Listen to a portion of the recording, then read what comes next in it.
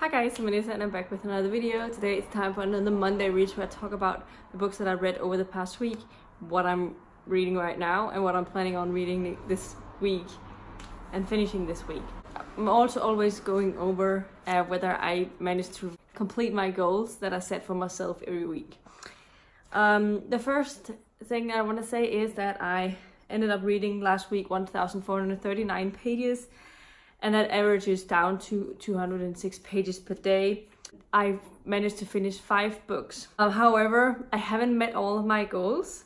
I had set myself down to read 2,159 pages with an average of 380 pages per day. I know I set myself some really high goals, difficult goals last week, but I really wanted to do well on my BorrowAthon, but I ended up not doing very well on that, except I did finish quite a few things, but the majority of them I didn't really like that much. But let's go with the things that I did finish first, and then I'm gonna go into what I'm currently reading and my plans for next week. The first thing that I finished was Haunting of Tram Car 15, which is by Djéli. This is a short story that came out earlier this year. I was very excited about reading it and had really high hopes also because I'd heard very excellent things from Rachel from Kalanadi. Sadly, I don't know if it was because I wasn't in the right mood when I picked it up or if it was something else, but I didn't really care much for this one. It was a little bit disappointing. I didn't hate it, but it wasn't really what I was hoping for. I was never fully immersed into the story, and so I ended up giving it 3 to 3.5 stars. I guess I'm on about a 3.5 stars for this one. Yeah, it's rush hour right now, so I'm sorry if it's like a little noisy outside. The next thing that I also finished last week was The Puppy War by Kuang. Finally, I finished this one. This was also a bit of a challenge for me to get through because I was never really super enjoying this one. I didn't really feel connected to the main character, and I thought that she had some qualities that I didn't really care for, and the overall story didn't really go where I wanted it to. It didn't really flesh out, I guess. And I did appreciate the setting and the mythology, like the East Asian fantasy. That it was part of this, so it's not usual fantasy tropes, all of them, except there are parts of them that were just as usual as the tropes I'm used to from the Western fantasy, and that's probably one of my main issues with this one, I guess. But I ended up giving it 2.5 stars overall. It was not part of my BorrowAthon because I started it much earlier, but I ended up finishing it, and that's it. The next book that I finished was An Offer from a Gentleman by Quinn. This is book 3 in the Bridgerton series, and this is it starts basically as a Cinderella retelling. We're following this girl called Sophie, who is a servant. She's the daughter, an uneligible daughter of a count, maybe? I'm not sure. Anyway, he was definitely very big in the grand scheme of things, but he said that he had found this girl and fostered as his own, even though people could totally tell that she was not. She looked a lot like him, and so when he remarried, and he married a terrible person, and when he passed away, she basically became this person's servant and went to a ball just like Cinderella and disappeared, obviously, to him. And the male lead we're following is Benedict Bridgerton, who is the second oldest son in the Bridgerton house. And yeah, I didn't care for the retelling thing. I thought it was a little bit, typical, but I did really enjoy parts of after that event because I felt like that part was not focused on the Cinderella issues. It was just like her meeting Benedict and trying to get to know him, except that there was moments where I really hated Benedict. I thought he was a terrible in the way that he acted towards her. yeah, so there were definitely ups and downs in this one, but I think I'm ended up giving it 3.5 stars overall. And the next thing that I also finished was Soul Music by Terry Pratchett. This is book 16 in the Discworld. This is the third book in the Death series, and this first two books in the series has been my favorite, so it was part of my 5-star prediction thing from the BorrowAthon, and it didn't live completely up to it, but I did really enjoy it. I think I'm ending on a 4 out of 5 stars. This is basically rock and roll in Discworld. It takes on the whole thing that music is immortal and all of that, and it follows Death's granddaughter Susan, and also Death obviously has a big part of it, and there are people starting up rock and roll bands all over the Discworld. So yeah, it was funny. It had its Terry Pratchett charm, but it lacked a little something in the plot and the depth of that, and I'm a little sad about that, but I end up giving it 4 out of 5 stars anyway, so it's still not a terrible book. The last and final thing that I finished yesterday was Valhalla, the Collected Saga Volume 5. This is the last and final collection of these Valhalla story. Valhalla 15 is the last comic released in this series, and it does wrap up really well. This collection ended up being one of my favorites, actually. I think I give it 4.5 stars total, because the first Valhalla 13 and 15 both got 5 stars for me, because I really appreciated them.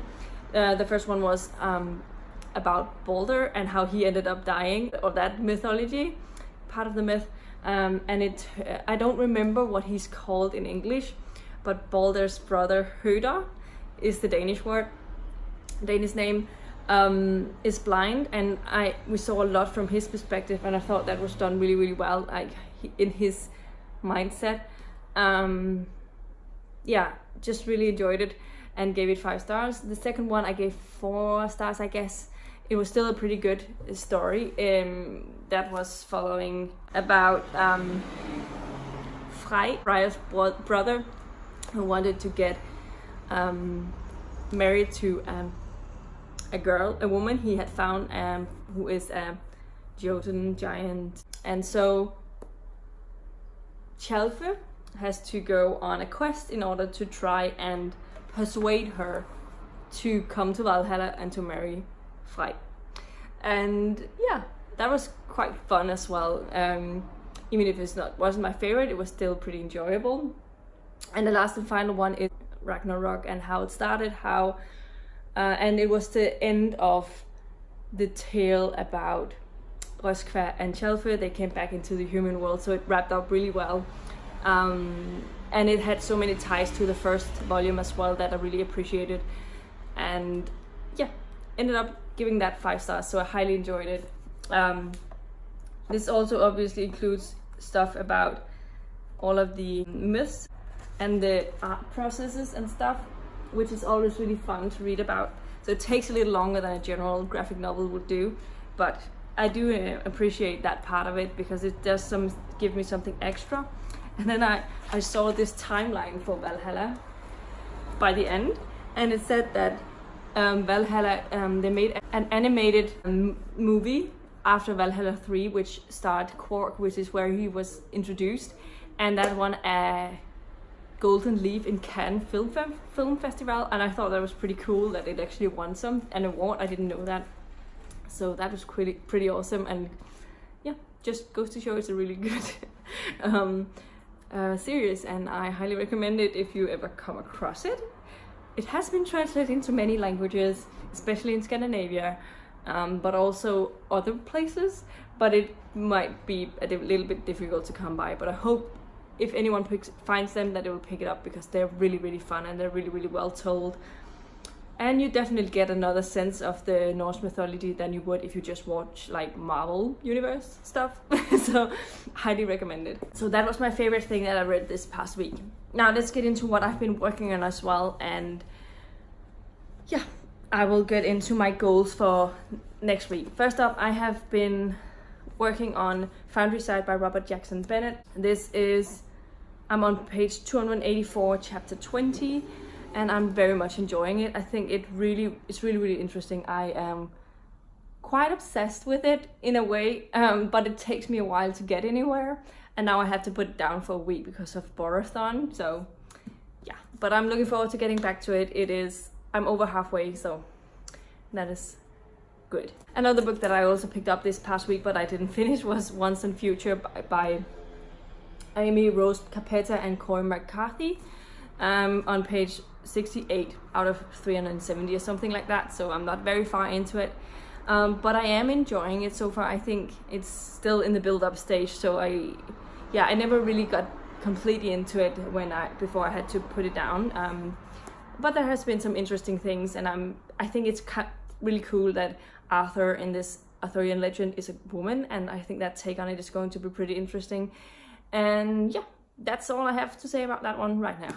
I also started on an ebook. I started on Speak No Evil by Alison Brennan, and I read the first 3 chapters, and I don't know if there's a prologue as well, so I'm not very far into it, but I did enjoy what I read, and it was pretty quick to read. But again, I have to put this down for the next week or so because of BorrowAthon. And the last and final thing that I started over this week was The Hobbit by J.R.R. Tolkien. This is going to be my focus read, the beginning of this week with the readathon, the BorrowAthon, and I managed to read 27 pages, which equals to the first chapter.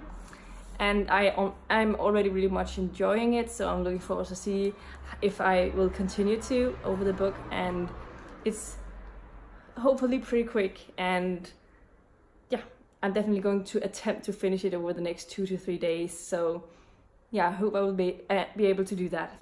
Now let's get into the things that I want to start and finish this week before I get into something I just want to start and some others I want to progress on. The first thing that I want to start and finish is Sleep and Spindle by Neil Gaiman. This is illustrated by Chris Riddell. It's only 66 pages, so it should be quick, and it has a lot of art stuff, so this should be pretty quick, and I hope to finish it one of the next coming days when I have some extra time to read in the evenings. Another book that I would like to finish is The Gamle Troldmand, or The Old Wizard by David Eddings, part 2 of Pawn of Prophecy. It's only 149 pages, so I hope that I can read about 50 pages a day when I get into it and finish it over the weekend.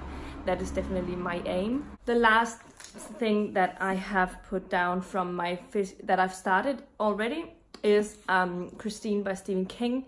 I am on page 78 of this one, and I hope to get to maybe 130 pages of this.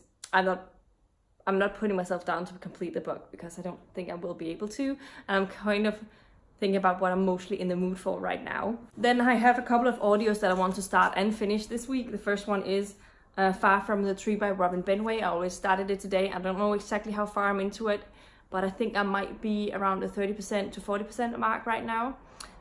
But I'm not exactly sure. I'm hoping to finish it within on Wednesday sometime.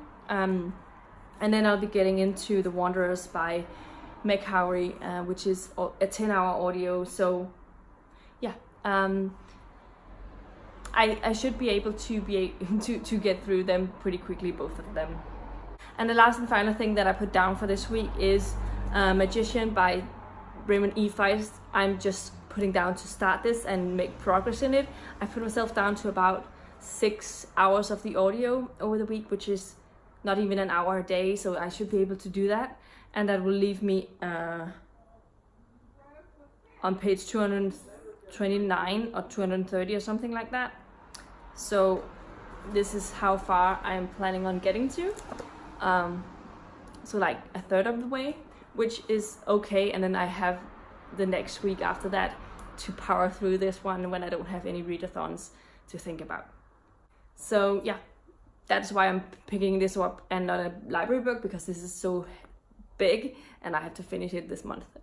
So yeah, that was the final thing that I put myself down for this week, and in total that means I need to read 1,578 pages. That equals to about 225 pages per day, so much lower than last week, but I'm actually happy about it. I also know that I want to try and get through these 2 mangas, but I haven't put them on my list, also because they're not super time consuming, so they're just going to be add-ins whenever I have some extra time to sit down and read something. So those are my ambitious plans this next week, and let me know in the comments down below if you're planning on participating in BorrowAthon, and if you have any exciting plans for yourself over this next week. Have you read any of the books that I'm planning on reading? What were your thoughts on them? Have you read any of the books that I read last week, and what did you think of them? Because I also really would like to know if anyone agrees with my thoughts about them.